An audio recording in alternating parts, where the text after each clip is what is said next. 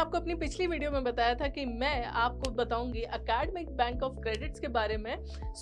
आज उसी के साथ मैं आ गई हूँ, आपको देने वाली हूँ इसके बारे में कंप्लीट डिटेल्स। ये एक यूजीसी की तरफ से गैजेटेड नोटिफिकेशन है जिससे स्टूडेंट्स का ना काफ़ी ज़्यादा बेनिफिट होने वाला है और इससे आपको बहुत सी अपॉर्चुनिटीज़ मिलने वाली है। आई नो आप सोच रहे होंगे कि ये कुछ बैंकिंग से रिलेटेड है, बट ऐसा नहीं है। आपको इसके लिए कुछ पैसे वैसे जमा करने की भी ज़रूरत नहीं है। This is totally a different thing.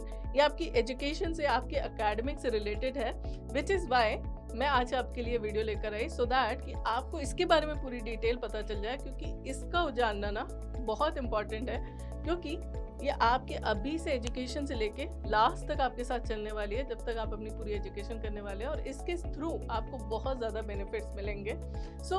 इस वीडियो को ना लास्ट तक ज़रूर देखें, क्योंकि इसे जानना बहुत ज़्यादा इम्पॉर्टेंट है। और अगर आपको पूरी डिटेल अच्छी लगे तो इसे लाइक एंड शेयर भी करें। और हाँ, अगर अभी तक चैनल नहीं सब्सक्राइब करा हुआ है तो जल्दी से सब्सक्राइब कर लीजिए, क्योंकि मैं आपके लिए हमेशा ऐसी वीडियोस लेकर आती रहती हूँ और आगे भी लेकर आती रहूँगी। तो अच्छी इन्फॉर्मेशन के लिए चैनल को अभी सब्सक्राइब करें। तो चलिए फिर जल्दी से जानते हैं about academic bank of credits.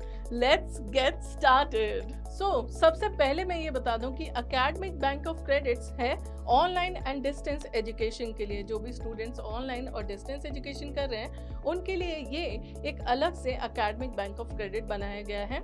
ये एक तरीके का डिजी लॉकर है, एक तरीके का स्टोर हाउस है, जहाँ पे आपके सारे क्रेडिट्स स्टोर होते हैं। जो भी आप अपना कोर्स करते हैं उससे जो भी आप क्रेडिट्स अर्न करते हैं वो सारे के सारे ना यहाँ पे स्टोर हो जाते हैं। आप कैसे स्टोर होते हैं उसके लिए सबसे पहले आपको इसमें अपनी एक आईडी बनानी पड़ती है, जिसमें आपको अपनी जनरल डिटेल्स के साथ अपना फ़ोन नंबर और आधार नंबर भी इसके साथ आपका लिंक हो जाता है, जिससे कि आपकी पूरी अच्छी इन्फॉर्मेशन और बिल्कुल करेक्ट इन्फॉर्मेशन वहाँ तक जाए, सो दैट आगे तक आपको इसका बेनिफिट मिलता रहे। अब जब आप अपनी सारी डिटेल्स वगैरह इसमें फिल कर लेते हैं ना, तो आप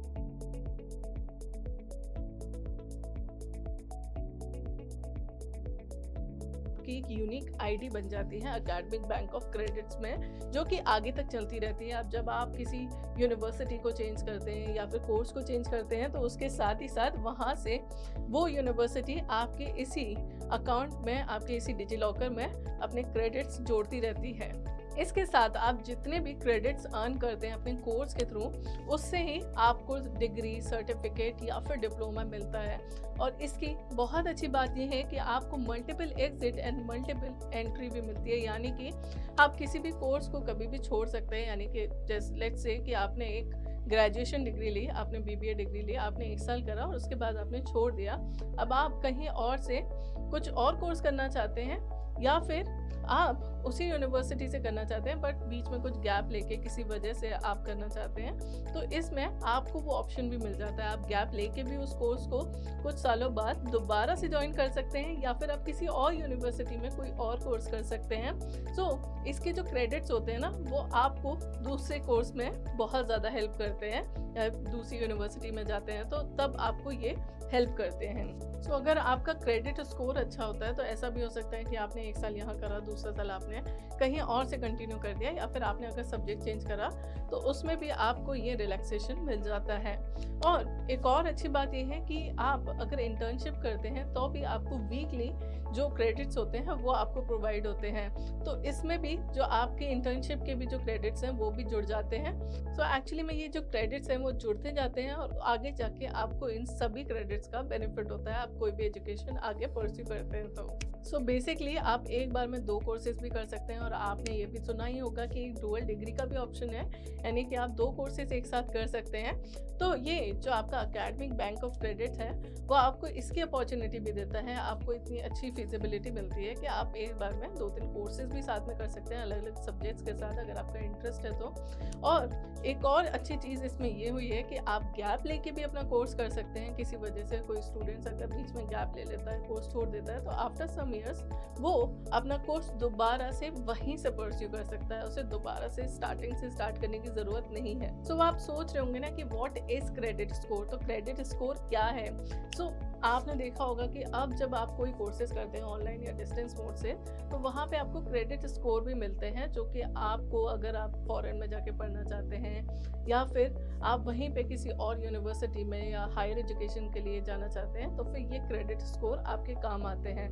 तो वहीं जितना आप सेशन एक जगह से कंप्लीट करते हैं, उस हर सेशन के अकॉर्डिंगली आपको वो जो आपके क्रेडिट स्कोर है वो डिवाइड होते जाते हैं, और जितना भी आप करके ख़त्म करते हैं, लेट्स से कि आपने आधा करा तो आधे के भी आपको क्रेडिट स्कोर मिल जाता है। क्रेडिट स्कोर आपकी पूरी परफॉर्मेंस पे बेस्ड होता है कि आपने कितनी परफॉर्मेंस करी अपने कोर्स में, आप कितना अच्छे से आपने कोर्स कंप्लीट करा है, क्या आपकी क्वालिफिकेशन रही है, कितने मार्क्स आए हैं, उन सब चीज़ों पे आपका क्रेडिट स्कोर बनता है।